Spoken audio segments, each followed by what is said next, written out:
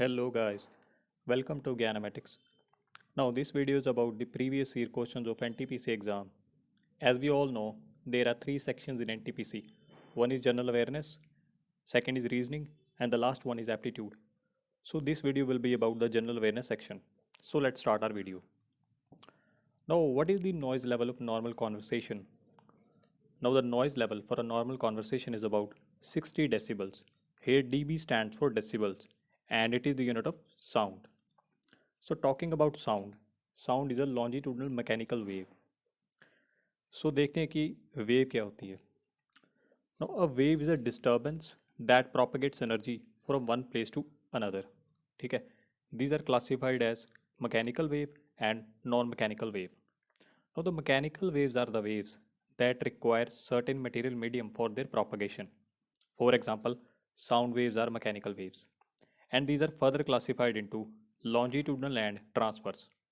ठीक है. Non-mechanical waves do not require any medium for their propagation, like light, heat, and all the electromagnetic waves are mechanical waves. So next question is, for how many months is check valid from the date of issue? It is about 3 months. ठीक है. आपके नाम पे किसी ने check issue किया है तो आप 3 महीने के अंदर उस अमाउंट को विड्रॉ कर सकते हैं. ठीक है. चेक की वैलिडिटी होती है 3 मंथ्स के लिए. Next question is, the percentage of nitrogen in the air is about. Percentage of nitrogen in the air is about 78%. ठीक है. 100 में से 78 होगी आपकी नाइट्रोजन और 21% इज ऑक्सीजन. ठीक है. ये दोनों कंट्रीब्यूट करती हैं टोटल ऑफ 99%. जो 1% रह जाता है that is argon, carbon dioxide and all the other gases. ठीक है. सो इस क्वेश्चन का आंसर हो जाएगा 78%. नाउ नेक्स्ट क्वेश्चन है कि Shimla agreement of 1972 between India and Pakistan was signed इन. देखिए जो शिमला एग्रीमेंट है ऑफ 1972 इट वाज साइंड इन बांसकोट. ठीक है. आजकल ये राजभवन है. ठीक है. ये एग्रीमेंट इंडिया की तरफ से साइन किया था इंदिरा गांधी ने और पाकिस्तान की तरफ से जुल्फिकार अली भुट्टो. ठीक है. और ये एग्रीमेंट साइन हुआ था after the Bangladesh liberation war of 1971. ठीक है. So Shimla agreement of 1972 was signed in the Barnes Court.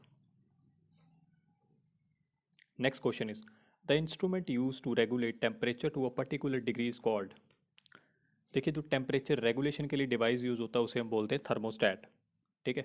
ये जो बी सी और डी ऑप्शंस हैं जो कि थर्मोमीटर, पायरोमीटर और थर्मोकपल, ये सारे हैं थर्मोमीटर्स की टाइप हैं ये सारे. थर्मोमीटर यूज होता है हमारा टेम्परेचर मेजर करने के लिए. ठीक है. और यहाँ पे हमें पूछा है रेगुलेट करने के लिए तो थर्मोस्टैट हो जाएगा इसका आंसर. ठीक है. Now pyrometer is also a certain kind of thermometer. Here it is used where we can not establish a physical contact. ठीक है. लाइक मोल्टन मेटल है हमारा, उसका हमने टेम्परेचर मेजर करना है तो फिजिकल कांटेक्ट करना पॉसिबल नहीं हो पाएगा क्योंकि उसका टेम्परेचर बहुत ही ज़्यादा होता है. तो हम पायरोमीटर यूज़ करते हैं उस केस में. ये बेस्ड होता है कि थर्मल रेडिएशन पे बेस्ड होता है ये पायरोमीटर. ठीक है. सिमिलरली थर्मोकपल भी एक तरह का थर्मोमीटर ही है. ये बेस्ड है सी बैक इफेक्ट पे. ठीक है. सो इस क्वेश्चन का आंसर हो जाएगा कि the instrument use to regulate temperature to a particular degree is called as thermostat. Now next question is, pressure is measured in terms of. देखिए जो प्रेशर होता है वो हमारा होता है कि फोर्स पर यूनिट एरिया. ठीक है. ये होता है प्रेशर. सो इसका आंसर क्या हो जाएगा?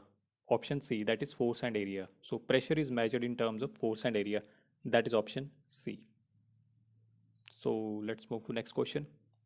Now between small and large intestine which one is longer. देखिए यहाँ से नाम से आपको लग रहा होगा कि स्मॉल इंटेस्टाइन स्मॉल होगी और लार्ज इंटेस्टाइन लार्ज होगी, बट ऐसा नहीं है. जो स्मॉल इंटेस्टाइन है that is larger than the large intestine. So small intestine की जो लेंथ होती है that is about 7.5 metre and large intestine की होती है वो 1.5 मीटर के अबाउट. ठीक है. तो इस क्वेश्चन का आंसर क्या हो जाएगा कि between small and large intestine which one is longer. So option क्या हो जाएगा? A, that is small intestine. Now international maritime organisation is concerned with. ये मैरीटाइम वर्ड है ना that is related to sea. ठीक है.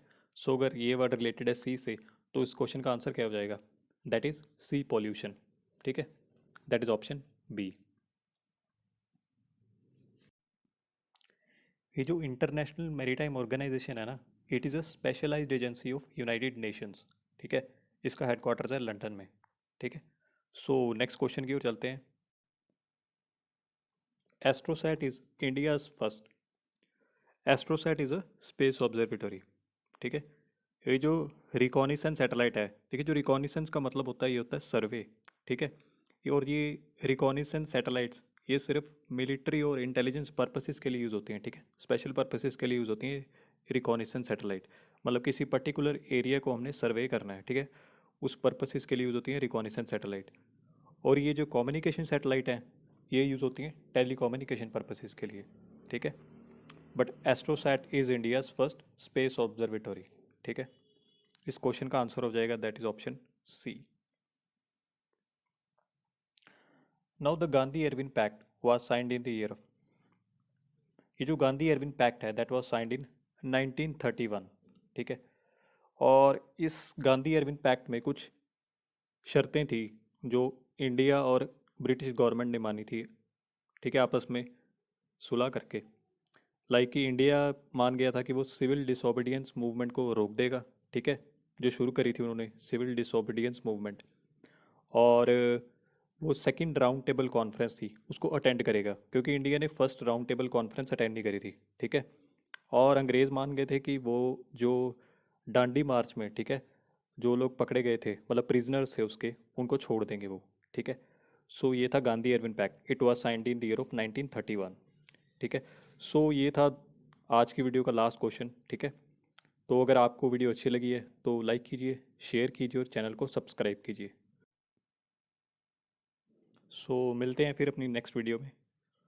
सो thank you and take care.